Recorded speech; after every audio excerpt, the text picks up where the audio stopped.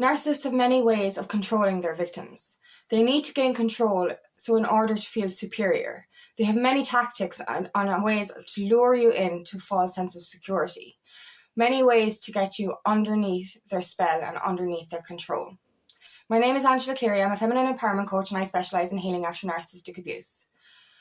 Narcissists need to get you sucked in as early as possible. They will love bomb you early on to get you into this false sense of security, to get you under their grasp. They will love bomb you, make you feel like you're so special. And in doing this, they will also try and isolate you. They will try and isolate you from your friends and your family, because after love bombing, after getting you in, after gaining your trust, they will start to abuse you. But even before this, they will steal your personality. I've noticed this with narcissists. They literally take a scanned copy of your personality and who you are, take it on board themselves, and you would be like, wow, we've so much in common. He's just like me. They're just like me.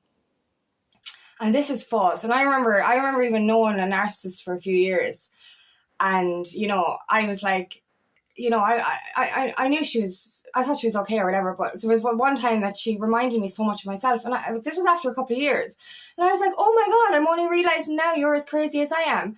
And I was just like, after like obviously realising she was a narcissist a few years later, I was like, fuck, this is what she did. She slowly moulded her personality in a way to copy mine so that I was lured into this false sense of security.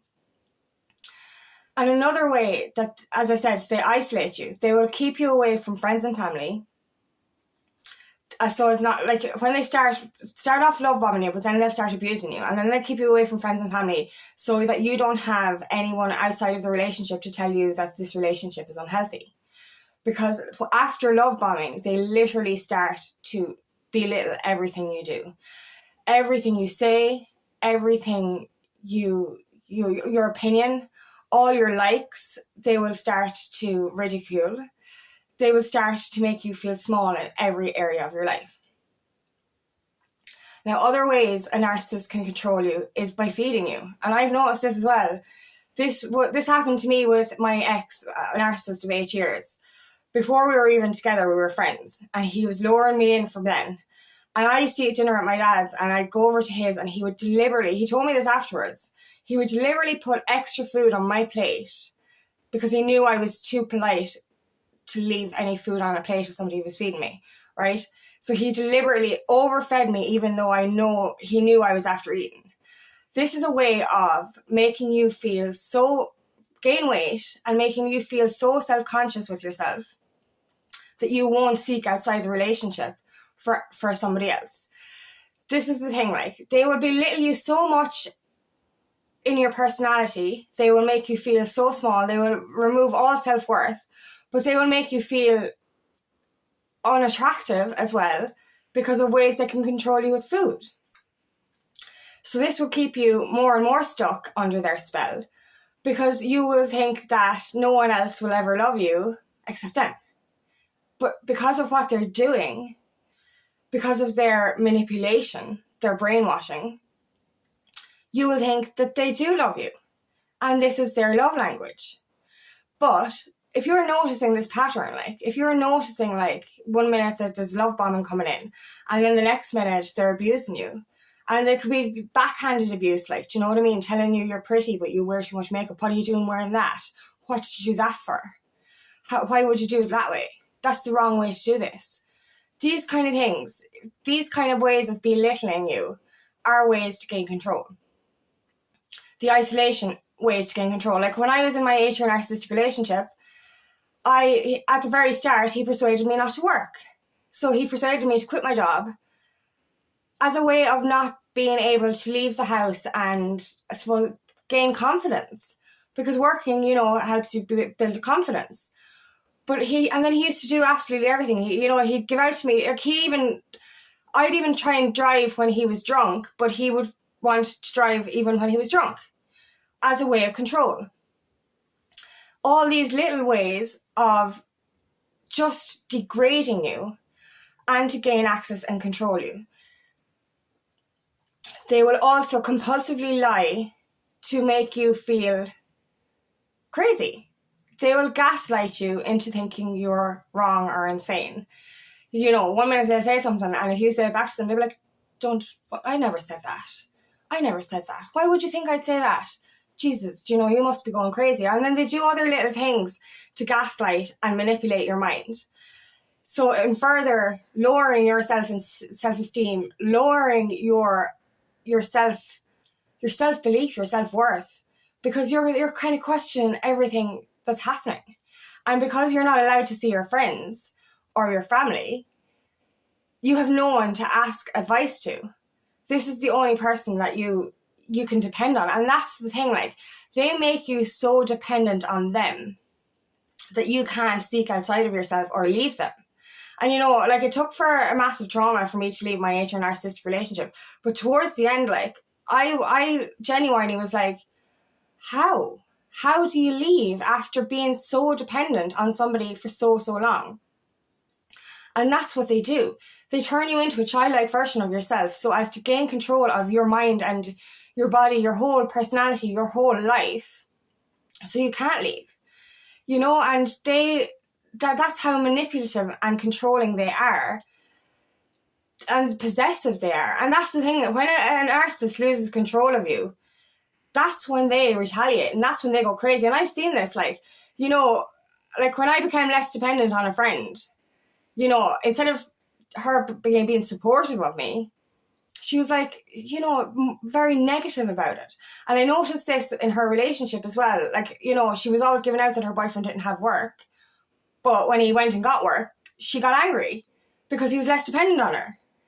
This is how it works, and this is what they do.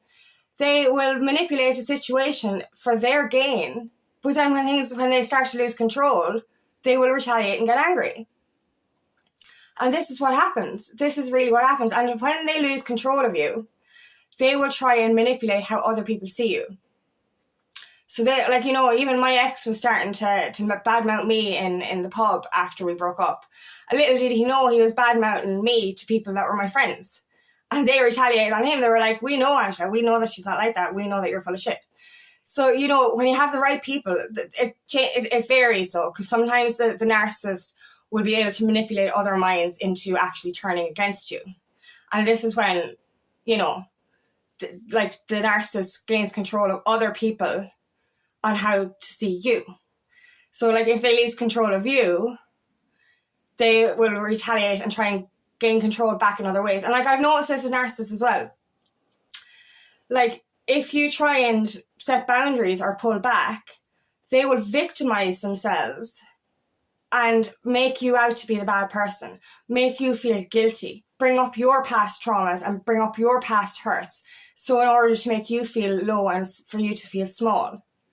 And in turn, that they want you to go back into your childlike state and come back under their control. Because the way they try and manipulate is to make you feel so isolated, so small, so unworthy, that you will believe that no one else will ever love you. You will believe that this is a healthy model of love and that this person loves you. And you will believe that because you feel so unworthy in yourself, you just think that there's nothing outside of that. At the end of my narcissistic, I lived on my own at 19, but I became a childlike version of myself throughout my 20s because of my narcissistic ex.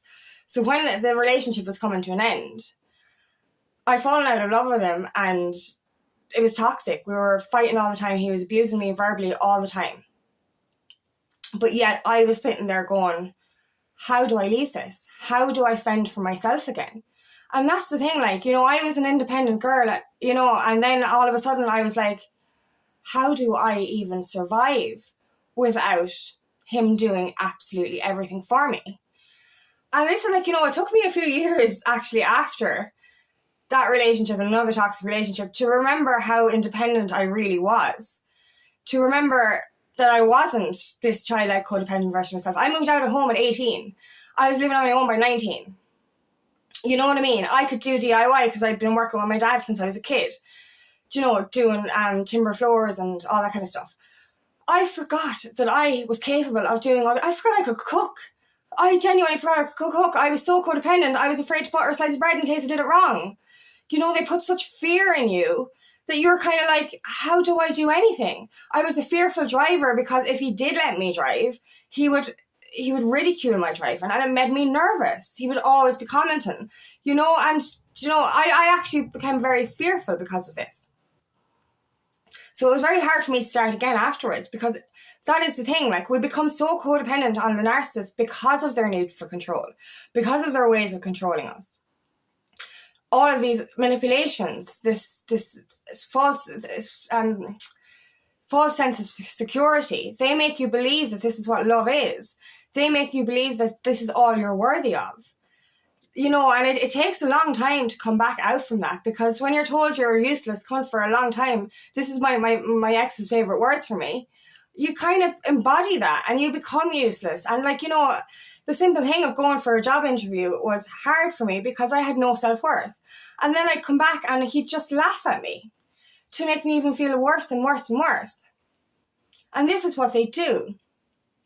They will keep hammering down on your personality and on your self-esteem until you're so dependent on them that you don't know how to live without them. And even when I broke up with my ex, I stayed living in the same house with him, and I still went drinking with him, and I still followed him around like a fucking puppy because I was codependent on him.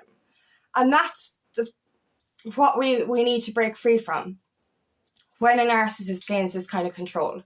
We need to find our independence again. We need to find who we truly are again outside of that relationship. And that can be the hardest thing when we have been in a relationship for so long, is finding who you truly are outside of that. Finding yourself again after they've taken that away from you. You know, and I didn't even realize till the relationship was over how much I disappeared. I didn't even notice, like, until I started to come back. And I was like, who's this girl? This was me. I was coming back to myself. And then I realized how much I disappeared, how much I'd lost myself due to that narcissistic relationship. And this happened with my dad as well, when I became codependent on him and he embodied narcissistic traits. Like, literally, it was just like I became this childlike, fearful, codependent version of myself. Do you know, and this was even from a distance. Like, I didn't even live with my dad when this happened. Do you know, and this is how it works. That toxic energy seeps into you so much, steals all your life force energy out of you, steals all your personality, that you no longer feel whole. And then you become this fearful, this weak version of yourself, and you become dependent then on the narcissist because you forget, you disappear. Do you know, and that's what it is. Like, I liken it to when I was gone, my real self was inside this glass box, banging on the glass walls, screaming at me. Even though she was voiceless, I could see her, but I couldn't hear her because I didn't know what was happening, screaming at me to get her out. And I just didn't know what was going on. The only thing I remembered, was I was feeling the same way I did after a narcissistic relationship. And that's when I realized I had to set boundaries with my dad. So this can happen not just in romantic relationships. This can happen when it comes to parents or friends as well. This has happened to me with friends, family members, and romantic partners. But it also happened, like, with bosses. I didn't become codependent on the bosses, but the bosses were all narcissistic as well.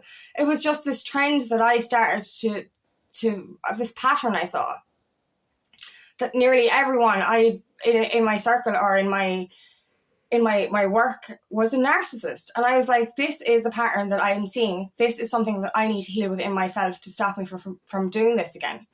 Because that's what it is. Like, the world isn't full of narcissists. Unfortunately, because of my unhealed inner child, this is why I attracted them. And this is another reason why we become codependent, is because that inner child within us is crying out for the love and validation that we didn't get as children. So therefore latches on and feels that we need to be loved and protected. And therefore the narcissist plays on this and has an easy target. And because of our wounds, we become more susceptible to that codependent behavior. So this is why it's so important to rediscover ourselves and find ourselves again after narcissistic abuse. release that control and understand that narcissist, when they lose control, is going to control how others see you as well. So there is a chance that the people will believe him and will turn against you as well. But this is something that you have to understand. Like, this will happen with family members. Like, you know, my dad accused me of having a mental disorder when I asked for boundaries. And then he had my brother come and ask me, did I have a mental disorder as well? So, you know, even though I gave my brother fucking information on energy vampires, you know, I was still accused of being the crazy one. So understand this, when they do lose control of you, they are going to control how others see you as well. But we can gain our strength by nurturing our inner child, by healing our inner child, and by gaining the independence within ourselves so that we can no longer be codependent on people like that. That we're strong enough in ourselves and in our own personality that we do not need to be dependent on another human being for validation. When we love and validate ourselves completely, we will not attract these kind of people into our lives anymore. We will attract high vibrational energy into our lives. We will attract loving, unconditional energy into our lives. So this is why it's so important to regain your independence, regain your strength, and regain who you are. Rediscover yourself. Find yourself again after those years of codependency, of those years of losing who you were to another person. You know, and this doesn't even have to be narcissistic relationships per se. It can be just any kind of relationship where you let yourself go completely and lose yourself and become codependent. You need to be able to get into relationships where you're so high vibe in yourself, so in love with yourself, that you do not become codependent again in relationships, that you become independent within yourself and you can go enter a relationship interdependently instead of codependently. And it all starts with healing your heart and healing your inner child. That's where it all starts.